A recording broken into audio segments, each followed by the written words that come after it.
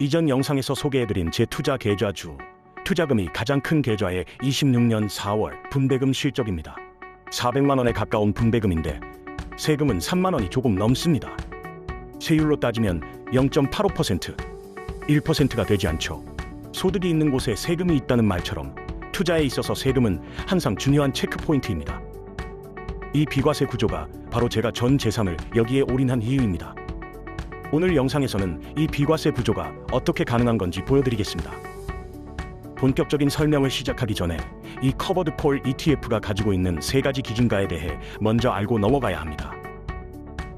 첫 번째는 NAV입니다. 이 ETF가 콜옵션 장사를 하기 위해 기초자산으로 보유하고 있는 코스피 200 구성 주식들의 총 가치를 ETF 발행 주식 수로 나눈 값입니다. 쉽게 말해 이 ETF 한 주의 실제 금전적 가치를 나타내는 숫자입니다. 두 번째는 종가입니다. 주식시장에서 형성되는 이 ETF의 한 주당 거래 가격으로 우리가 실제로 사고 파는 가격이 바로 이것입니다. 종가는 이 ETF의 실제 가치인 NAV에 수렴하도록 움직입니다. 조금 더 깊이 들여다보면 LP라는 기관이 이 과정에 개입하고 있지만 오늘은 복잡하니 이 부분은 나중에 심화편에서 따로 말씀드리겠습니다.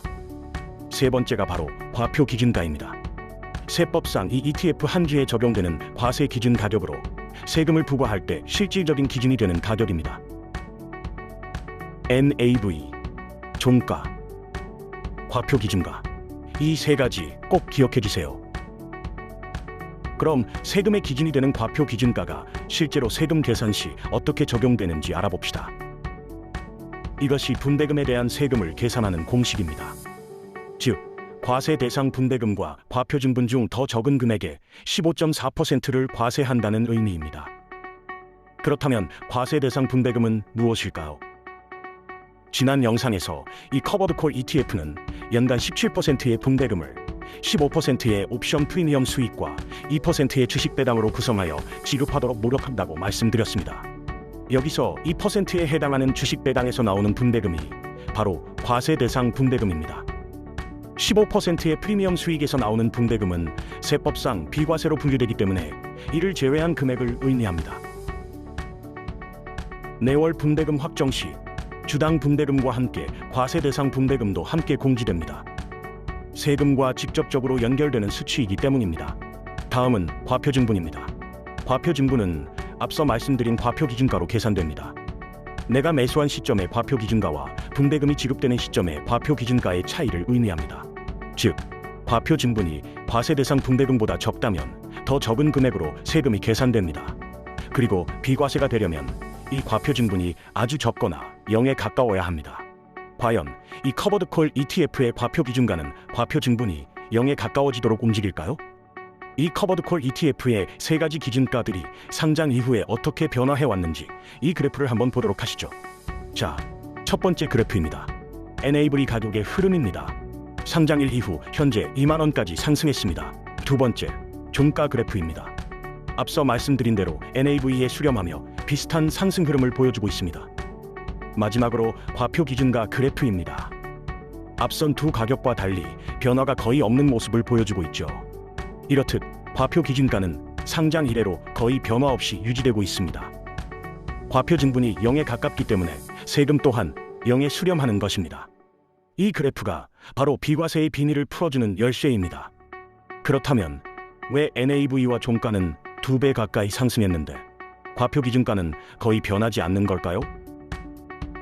NAV는 기초자산인 코스피 200의 주가가 상승했기 때문에 자연스럽게 올라갔고 종가도 NAV를 따라 함께 움직였습니다. 그런데 과표 기준가는 다릅니다.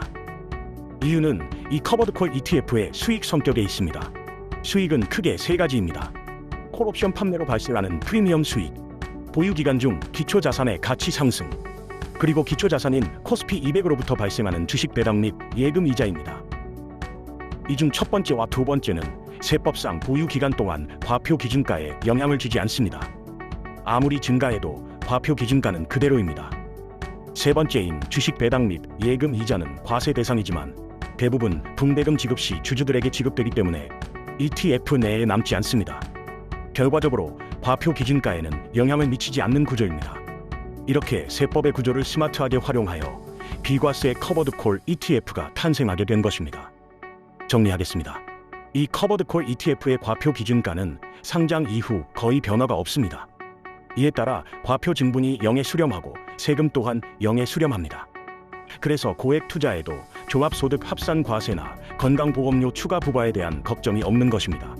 하지만 반드시 알고 계셔야 할 부분이 있습니다. 오늘 영상의 핵심 사항입니다.